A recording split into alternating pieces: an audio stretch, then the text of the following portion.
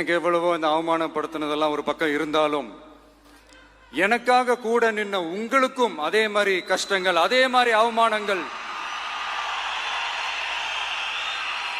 அதையெல்லாம் நீங்க பெருசா எடுத்துக்காம, அதையெல்லாம் நீங்க பொருட்டாவே எடுத்துக்காம, என்னோட வலிகளை, என்னோட வேதனைகளை உங்களோட தான் நினைச்சு என் கூடவே நின்னு இன்னைக்கு சி ஜோசப் விஜய் எனும் நான் லைஃப்ல ஒரு விஷயத்த நம்ம எப்பவுமே திடகாத்திரமா ஒரு நிலைப்படுத்தி மனதை யோசிச்சுக்கணும். என்னன்னா விடாமுயற்சி. இப்போ இவ்வளவு நாள் நம்ம தளபதிக்காக பேசணும், கஷ்டப்பட்டோம் அப்படின்றதெல்லாம் தாண்டி உங்க லைஃப்லயும் ஒவ்வொரு அச்சீவ்மெண்ட் இருக்கும் இல்லையா?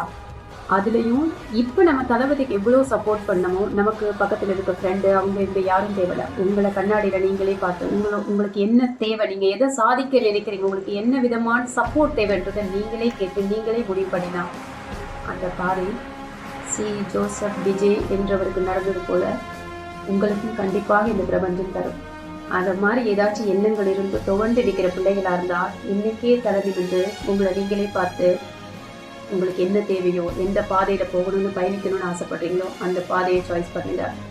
இன்றுதான் நல்ல நாள், இன்றுதான் நல்ல நேரம் என்றதை மறக்காதீங்க.